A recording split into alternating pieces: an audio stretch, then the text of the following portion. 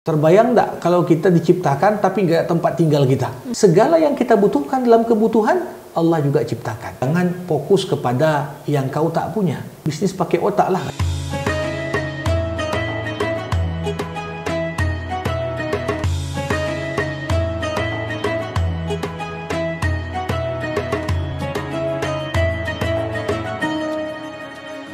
Bismillahirrahmanirrahim. Assalamualaikum warahmatullahi wabarakatuh. Alhamdulillah sahabat Al-Quran, media kembali bertemu bersama tentunya dengan Ustadz Zamak Syarih di sini untuk kita sama-sama membahas, belajar mengenai makna-makna yang terkandung di dalam Al-Quran. Dan seperti biasa di Menyelami Rahasia Al-Quran, tentunya kita akan sama-sama belajar mengenai banyak surah yang terkandung di dalam Al-Quran. Untuk episode kali ini kita akan membahas mengenai surah An-Nahl. Nah, kira-kira apa sebenarnya makna ataupun rahasia-rahasia pesan-pesan yang terkandung di dalam surah An-Nahl ini? Dan Widya berharap teman-teman di sini semakin semangat untuk belajar, seperti Widya di sini juga sangat semangat untuk belajar, memperkaya ilmu kita, menambah keimanan kita, dan menambah pahala kita juga nanti ya.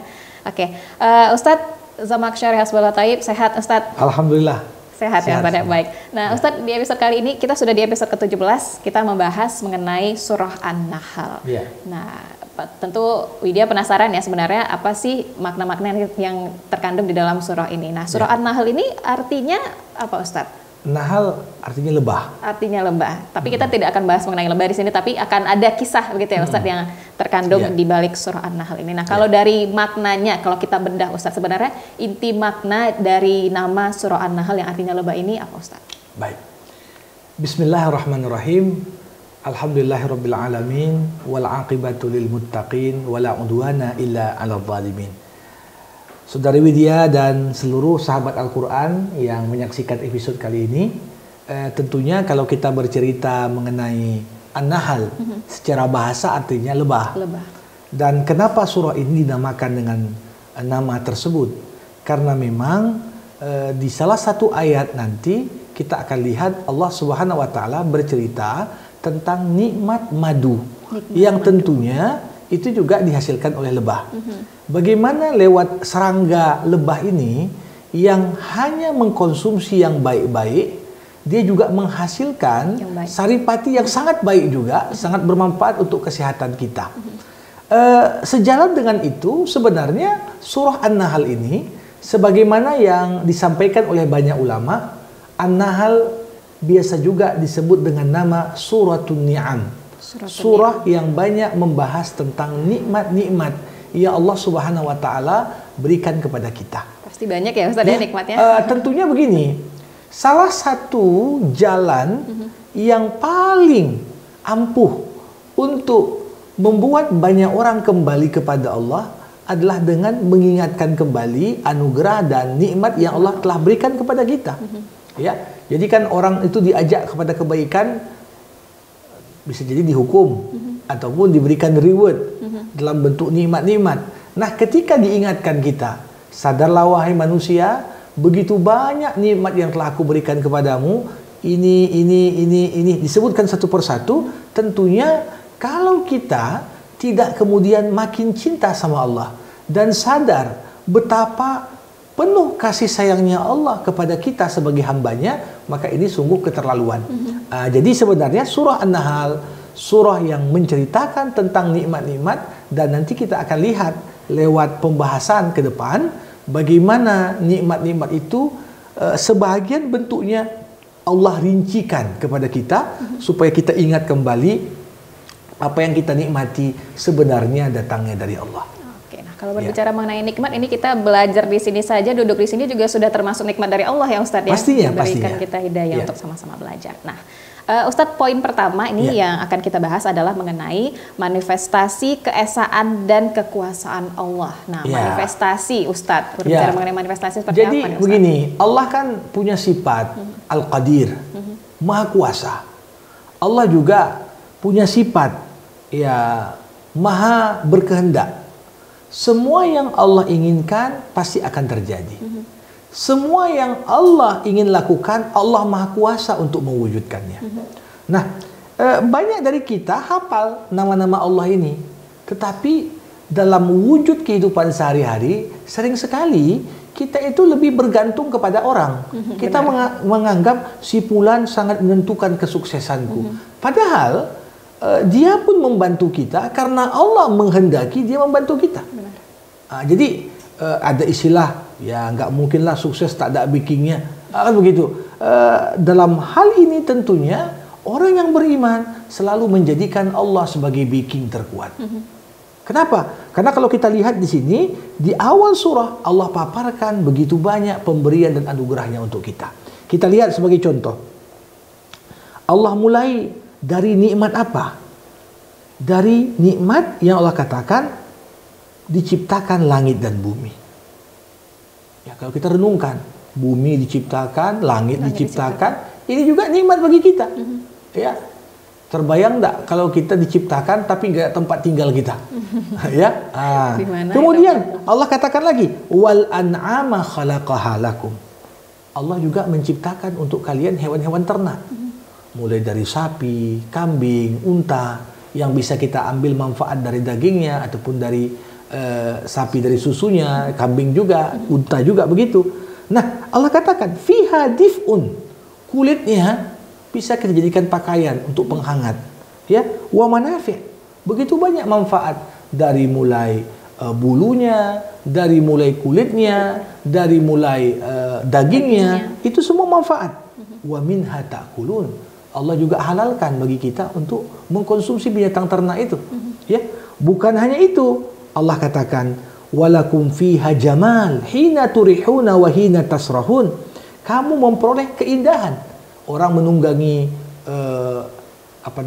unta sebagai contoh, bukan hanya boleh dimakan dagingnya atau dinikmati susunya, tapi juga menungganginya. Ya, beberapa jenis unta itu harganya sama dengan alpat zaman sekarang. Ya, jadi bukan sesuatu yang mudah. Jadi jenis unta pun menjadi standar kemewahan yang dimiliki orang di masanya. Ya, tentunya di sini menunjukkan kepada kita ini nikmat-nikmat yang Allah berikan. Bukan hanya itu. Di ayat ke-8 Allah memerincikan nikmat transportasi untuk kita. Wal khayla wal bighala wal hamira litarkabuha wa zinah. Allah katakan, Dia yang ciptakan kuda, Allah yang ciptakan keledai, Allah yang ciptakan bagal, dan ini supaya kamu bisa tunggangi, ya. Bahkan ini semua untuk menjadi perhiasanmu. Yang paling menarik, Allah tutup ayat ini dengan mengatakan wa yakhluqu ma la ta'lamun. Allah menciptakan bahkan apa-apa yang tak kau ketahui. Mungkin orang yang membaca ayat ini di zaman Nabi tak terbayang dia akan ada mobil, tak akan terbayang ada pesawat, tak akan terbayang ada kereta api cepat, tak akan terbayang ada kapal pesiar. Tapi bagi kita yang hidup 14 abad setelah turun ayat ini, kita semua tentunya akan semakin bersyukur. Ya Allah, ya, memang bukan Allah yang bukan Allah yang buat mobil, tapi bahan-bahan untuk buat mobil Allah semua yang kasih. Benar. Ya, akal kita, otak kita untuk merencanakan membuat mobil Allah juga yang memberikan. Sehingga bisa kita katakan semua fasilitas transportasi yang kita nikmati saat ini pada esensinya itu juga bagian dari ciptaan Allah secara tidak langsung. Nah, di sini kembali gambaran pada kita. Bukan hanya itu, Allah sebutkan lagi nikmat dari jenis tumbuh-tumbuhan dan buah-buahan. Yumbitu lakum bihi zar'a waz zaituna wan nakhila wal a'naba wa min kulli thamarat. Ya, dengan air hujan Allah menumbuhkan untukmu tanam-tanaman, zaitun, kurma, anggur, segala bentuk buah-buahan. Bukan hanya itu, Allah ceritakan lagi pergantian siang malam itu nikmat. Adanya matahari dan bulan itu nikmat. Adanya bintang di langit itu juga nikmat. Ya, hal yang mungkin selama ini kita anggap biasa. Ya, tapi ternyata kalau kita renungkan, sekiranya tidak ada itu semua, pasti ada dampak negatif yang akan kita rasakan. Bukan hanya itu, Allah katakan di ayat ke-14, huwallazi sakhral bahra litakulu minhu lahman tariya wa tastakhriju minhu hilyatan talbasunaha. Allah lah yang menundukkan laut supaya kamu dapat memakan daging yang segar atau ikan darinya. Dan dari lautan itu kamu dapat mengeluarkan perhiasan yang kamu pakai. Mutiara yang kita pakai sebagai perhiasan, dari mana asal usulnya? Jadi bahkan perhiasan yang kita nikmati itu semua datangnya dari Allah. Baik yang kita makan, kita tunggangi, perhiasan kita, ya, segala yang kita butuhkan dalam kebutuhan Allah juga ciptakan. Jadi ini semuanya adalah bentuk kuasa Allah. Dan di akhir Allah ingin gambarkan kepada kita nikmat-nikmat itu. Allah ucapkan di ayat ke-18, wa in ta'uddu ni'matallah la tuhsuha. Innallaha laghafurur rahim. Sekiranya kau ingin menghitung satu nikmat saja, apa saja nikmat Allah di balik satu nikmat, niscaya kau tak akan mampu menghitungnya, kata Allah. Jadi sebagai contoh, ya, kita manusia ini banyak sekali nikmat panca indera yang Allah berikan pada kita. Nikmat penglihatan, ya mungkin bagi kita orang awam, kita tidak tahu bagaimana kompleksnya sistem, ya, mata kita itu sehingga kita bisa melihat. Tapi bagi seorang dokter mata yang mendalami kaitan membahas retina, pupil dan sebagainya, ini dari satu nikmat mata saja tak terhitung berapa nikmat Allah di balik itu semua. Jadi esensinya adalah kita diajak oleh Allah, jangan fokus kepada yang kau tak punya, tapi lihat nikmat yang kau punya saja kau tak akan bisa hitung kebaikan yang Allah berikan. Kecenderungan kebanyakan manusia fokus kepada apa yang dia tak punya. Ya, dia punya mobil, tapi mobilnya mungkin belum mobil mewah. Dia fokus, ya Allah, kenapa aku tak punya mobil mewah? Padahal kalau dia fokus pada apa yang sudah dia miliki, dia akan lihat di balik satu nikmat terkumpul dan terhimpun beragam nikmat yang kita pun tak mampu untuk menghitungnya satu persatu. Jadi itu indah sekali bagaimana ayat ini mengajak kita sadar akan betapa Allah itu penuh kasih sayang kepada kita. Jangan lupa untuk selalu bersyukur, Ustadz. Betul sekali. Oke, atas nikmat yang sudah Allah berikan. Oke, untuk poin selanjutnya adalah mengenai balasan bagi orang yang bertakwa, kemudian juga bentuk kesesatan. Oke, balasan mengenai orang yang sombong di dunia dan akhirat ya Ustadz ya. Dan juga balasan bagi orang yang bertakwa. Dan ini kita bisa bahas juga mengenai bentuk kesesatan orang musyrikin, Ustadz. Iya. Ini kalau kita lihat, orang yang sudah Allah beritahukan, nikmatku atasmu begitu banyak. Tapi kalau kemudian dia masih mengingkari nikmat itu, ini kata yang paling pantas disematkan kepada mereka adalah orang-orang yang sombong. Orang-orang yang sombong. Orang-orang yang sombong adalah orang yang nggak menyadari dirinya itu berhutang budi begitu banyak kepada Allah. Kalau sekiranya dia sadar, nggak akan mungkin dia sombong. Makanya kesombongan itu diartikan oleh Rasulullah dalam sebuah hadis, al-kibru batarul haq wa ghabtun nas. Sombong itu adalah ketika kita menolak kebenaran dan kita menganggap remeh orang lain. Itu esensi sombong. Ya, jadi kalau disampaikan nikmatku banyak untukmu wahai manusia, tapi kita mengatakan nggak ada kok, ini hasil upayaku kok, ini hasil jerih payahku, seakan-akan tidak ada saham Allah di balik keberhasilan kita. Ini sombong. Nah, balasan bagi orang sombong apa? Allah katakan di sini, la jarama annallah ya'lamu ma yusirruna wa ma yu'linun innahu la yuhibbul mustakbirin. Allah tahu apa yang kalian sembunyikan, apa yang kalian tampakkan. Allah tidak akan suka kepada orang-orang sombong. Kalau Allah mengatakan dengan tegas tak suka kepada orang yang dimaksud, maka jangan harap rahmat Allah akan tercurah kepada mereka. Jangan harap nikmat Allah bertambah untuk mereka. Maka ada satu doa Nabi. Doa Nabi ini selalu Nabi baca. Ya Allah, perkenalkanlah aku denganmu dengan kau jaga nikmatmu untukku. Jangan kau perkenalkan aku denganmu dengan kau cabut nikmatmu atasku.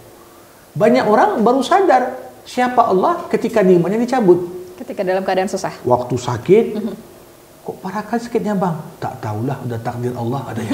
Tapi waktu hidup senang, hidup sukses, ketika ditanya, kok bisa sukses abang? Atau kakak kok hebat kali bisnisnya?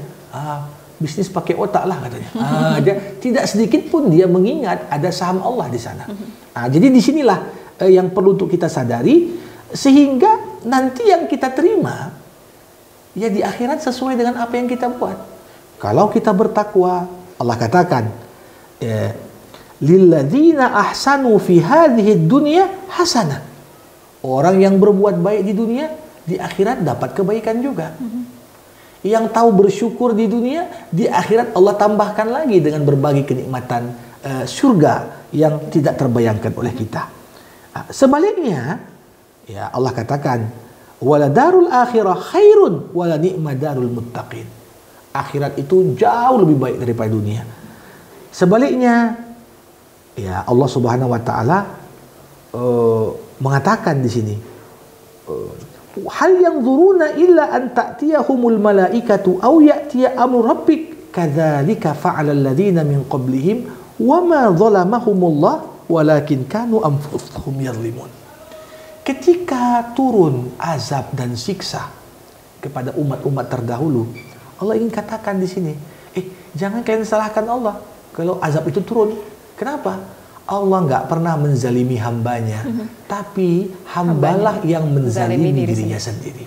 Dengan kata lain, ketika kita sombong, nggak kenal sama Allah, sang pemberi nikmat, kemudian tak kita gunakan nikmat itu untuk kebaikan, maka ketika Allah binasakan nikmat yang diberikan pada kita, sungguh sebenarnya kitalah yang meminta kepada Allah untuk dibinasakan. Jadi bukan Allah yang menginginkan kita rusak, ya, tapi kita yang memilih untuk membinasakan diri kita dengan sombong dan tidak bersyukur. Oke. Kemudian Ustadz, untuk poin selanjutnya adalah mengenai beberapa potret keadaan pada hari kiamat. Ini bukan suatu hal yang bisa dapat kita bayangkan saat ini, karena tentu keadaannya sangat luar biasa. Tapi seperti apa sebenarnya Ustadz di Al-Quran digambarkan? Ya, tentunya begini. Semua yang Allah Subhanahu wa taala sampaikan kepada kita tentang apa yang nanti akan terjadi di akhirat, sebenarnya ini kan gambaran sederhana dan terbuka di sana pintu imajinasi bagi kita untuk membayangkan itu. Kenikmatan yang digambarkan dalam Al-Quran tentang akhirat itu silahkan terbuka bagi kita untuk membayangkannya. Sebaliknya, berbagai siksa yang nanti akan kita terima ya di akhirat terbuka juga ruang imajinasi bagi kita. Maka kalau kita lihat di sini bagaimana Allah Subhanahu wa taala, lilladzina la yu'minuna bil akhirah mathalus saw walillahil mathalul a'la wa huwal azizul hakim. Allah katakan di sini, bagi orang-orang yang tidak beriman kepada akhirat, mereka punya sifat yang buruk dan Allah punya sifat yang maha tinggi. Dan Allah maha perkasa, maha bijaksana. Seakan-akan Allah ngomong begini, ya kalian dustakan akhirat pun itu nggak berpengaruh sedikit pun terhadap kekuasaanku. Mau beriman, aku tak bertambah kuat atau makin kaya. Mau kalian kafir pun tidak akan itu menggugat kekuasaan yang Allah miliki. Maka dari itu Allah Subhanahu wa taala gambarkan di surah ini bagaimana sebenarnya sekiranya kita dihukum Allah berdasarkan apa yang kita buat di dunia, mungkin tak tersisa apa-apa di muka bumi. Hambus, ya, karena semua makhluk kan punya potensi untuk berbuat salah. Ya, kalau kita buat salah langsung turun azab. Apa yang terjadi? Ya nggak tersisa manusia di muka bumi. Ini yang Allah katakan. Walau yu'akhidullahan nasa bidzulmihim ma taraka 'alaiha min dabbah. Allah katakan di ayat ke-20 ke-61. Kalau Allah menghukum manusia karena kezalimannya, niscaya takkan ada yang tertinggal di muka bumi dari makhluk yang melata. Artinya semuanya kena azab. Nggak tersisa lagi makhluk apapun. Nah, ini sebahagian Allah tangguhkan hukumannya kapan? Di akhirat. Supaya memberikan kesempatan kepada kita. Ya, silahkan berbenah, silahkan perbaiki diri, karena pintu tobat masih terbuka selama maut belum datang. Kan begitu. Nah, jadi ini sebagian gambaran dari apa yang ingin disampaikan. Sedikit saya singgung tadi di ayat 68. Disinilah Allah bercerita tentang lebah. Di ayat 68. Ayat 68. Allah katakan, wa auha rabbuka ilan nahli anittakhidhi minal jibali buyutan wa minasyajari wa mimma ya'rishun. Allah katakan, Allah memberikan ilham kepada lebah, buatlah sarang-sarang di gunung-gunung, di pohon-pohon kayu, dan di tempat yang dibikin manusia. Bukan hanya itu, summa kuli min kulli thamarat fasluki subula rabbiki dzulula. Ya, kemudian makanlah dari segala macam buah-buahan, lalu tempuhlah jalan Tuhanmu yang telah dimudahkan bagimu. Di sini Allah katakan mukjizat. Apa itu? Dikatakan di sini, yakhruju min butuniha syarabun mukhtalifun alwanu fihi shifaa'un linnas. Ya, keluar dari perut lebah itu apa? Madu yang di dalamnya terdapat obat yang menyembuhkan bagi manusia.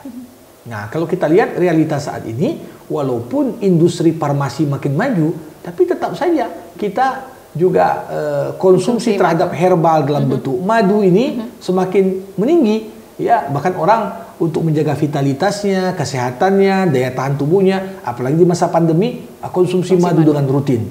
Nah, ini juga diisyaratkan Allah. Bahkan Nabi Muhammad SAW dalam sebuah hadis mengatakan, kesembuhan ada pada 3 hal. Minum madu, berbekam, dan yang ketiga kai.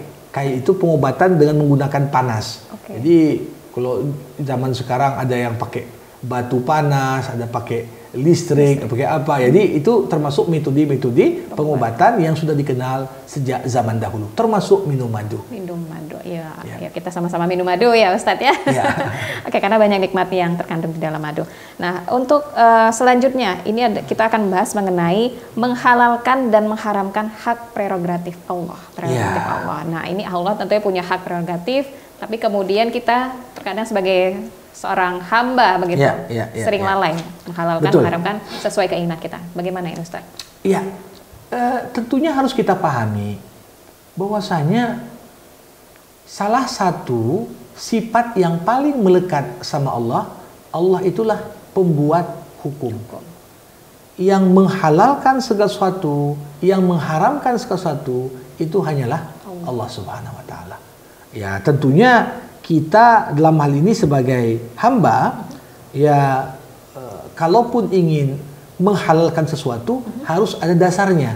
Perkataan Allah atau wahyu yang diterima Rasul dari Allah, barulah kita katakan hal ini boleh. Kenapa? Ada dasarnya.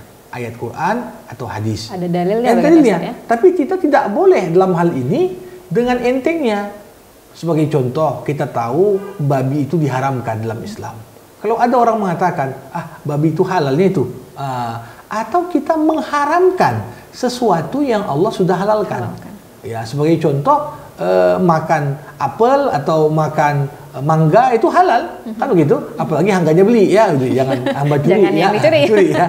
Nah, kalau tiba-tiba ada seorang mengharamkan atas dirinya, saya tak mau makan mangga karena mangga itu haram, maka di sini dia sudah seakan-akan mendudukkan dirinya pada posisi Allah. Karena bukan lagi dia menerima instruksi dari Allah, tapi justru sebaliknya, yang bersangkutan seakan-akan selepel dengan Allah untuk membuat aturan-aturan yang ada. Nah, ini yang tentunya tidak dibenarkan bagi kita. Bagaimana kita ini seperti dikatakan di ayat 116. Wala taqulu lima tasifu alsinatukumul kadzib hadza halal wa hadza haram. Ya. Janganlah kau mengatakan terhadap apa-apa yang disebut oleh lidahmu secara dusta, ini halal, ini haram, untuk mengadakan kebohongan kepada Allah. Jadi dengan kita merubah aturan hukum Allah, seperti kita itu berbohong sama Allah. Makanya kecaman begitu berat itu bagi orang yang menjual fatwa dengan harga murah. Ya, Nabi Muhammad pernah mengatakan dalam sebuah hadis, ajra'ukum 'alal fatwa, ajra'ukum 'alan nar. Yang paling berani berfatwa adalah yang paling berani masuk neraka. Apalagi ketika fatwa itu untuk kepentingan kelompok-kelompok tertentu yang mungkin tentunya dengan harga uang atau harga jabatan, ya, merubah aturan hukum Allah. Maka di sini kita ingat selalu, ya, jangan sampailah semakin tinggi ilmu agama, tentunya godaan makin besar. Dan tentunya ketika seorang berfatwa, dia seperti menaikkan kontrak di hadapan Allah. Kalau fatwanya itu dia keluarkan sesuai dengan ilmu dan sesuai dengan kebenaran yang benar, maka dia selamat dengan fatwa itu. Tapi kalau dia kemudian mengeluarkan fatwa untuk kepentingan-kepentingan duniawi tertentu, maka ini adalah sesuatu yang sangat buruk di mata Allah dan sangat berat pertanggungjawabannya di akhirat. Iya, jadi hati-hati ya begitu ya Ustaz. Ya, segala sesuatunya sudah ada aturannya, kita tidak usah menambah-nambahkan dan tidak usah mengurang-nguranginya juga. Ustadz, terakhir ini kita akan membahas mengenai beberapa tuntunan bagi nabi dan para pendakwah. Nah, ini kalau kita ingin berdakwah tentunya juga tidak boleh asal-asal begitu Ustadz, ada tuntunannya. Betul. Nah, seperti apa Ustadz tuntunannya? Pertama kita harus sadar sebenarnya kewajiban dakwah itu kan ada di pundak setiap muslim. Setiap dari kita punya kewajiban untuk berdakwah. Berarti dia juga punya kewajiban ya, Ustaz.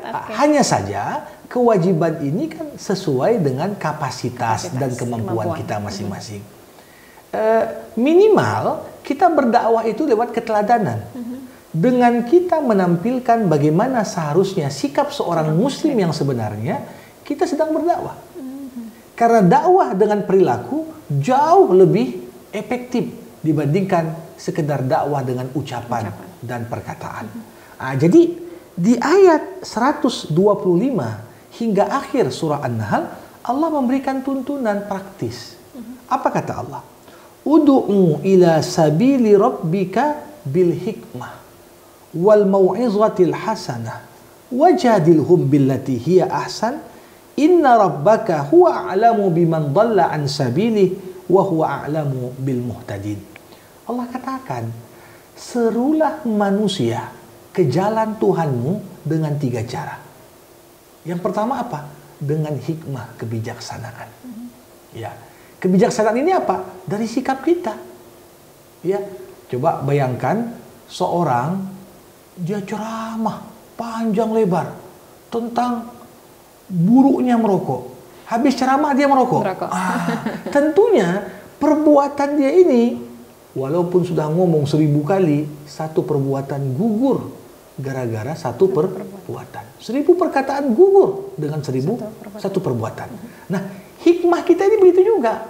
Para pemuka agama dalam hal ini termasuk kan kecaman besar. Allah katakan, apakah kau mengatakan apa yang tak kau buat? Kata Allah. Sungguh besar murka Allah kalau kau mengatakan apa yang tak kau buat. Jadi ini berat sekali. Hikmah kebijaksanaan. Apa arti hikmah? Hikmah itu artinya tahu bersikap yang tepat di waktu yang tepat dengan cara yang tepat. Jadi di sini menghadapi sasaran dakwah model begini ya harus tetap kita sesuaikan. Makanya Imam Ali pernah berkata, berdialoglah dengan manusia sesuai dengan level intelektualitasnya. Kenapa? Kalau kita ngomong di depan orang tak intelek dengan bahasa intelek, ya, akhirnya apa? Gak ada yang paham. Bukan hanya itu, dakwah kita mungkin didustakan. Orang akan mengatakan ini nggak nyambung nih, kan begitu. Begitu juga zaman sekarang. Ini kalau sasaran dakwahnya para milenial, dekat dengan dunia gadget, dunia digital, maka kita pun harus tahu dunia dan kecenderungan mereka supaya kita dapat mengajak dengan cara yang baik. Dan saya kira ini usaha Art Media lewat acara kita ini bagian dari bagaimana mengajak kepada kebaikan lewat cara-cara yang bijaksana, ya, sehingga pesan-pesan agama dapat diterima sesuai dengan kondisi zamannya.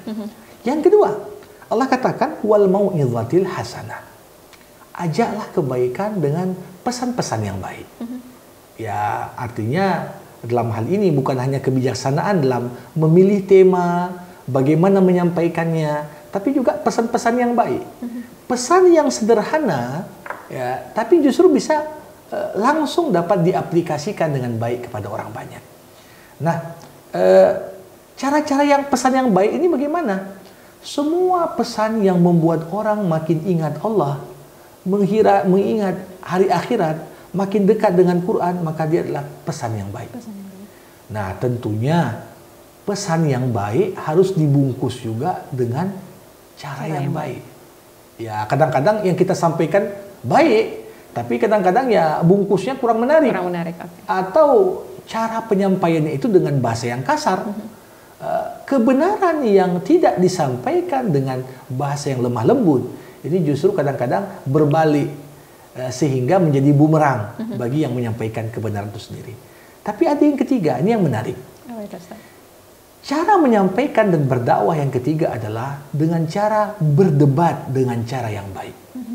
Biasanya kecenderungan orang kalau berdebat bukan mencari siapa yang benar, tapi mencari siapa yang menang.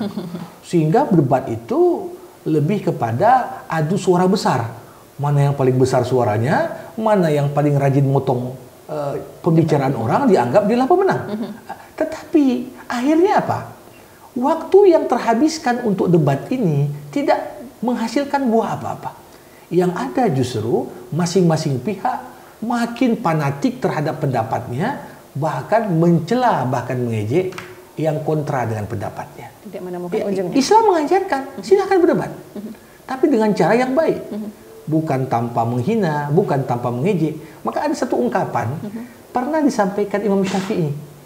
Imam Syafi'i pernah mengatakan, kalau aku berdebat dengan orang cerdas, aku pasti menang. Kalau aku berdebat dengan orang bodoh, aku pasti kalah, katanya. Kenapa? Karena kalaupun kita mungkin pendapat kita bukanlah yang terbaik dalam debat, tapi selama kita sampai kepada kebenaran, kita sudah diuntungkan lewat perdebatan itu.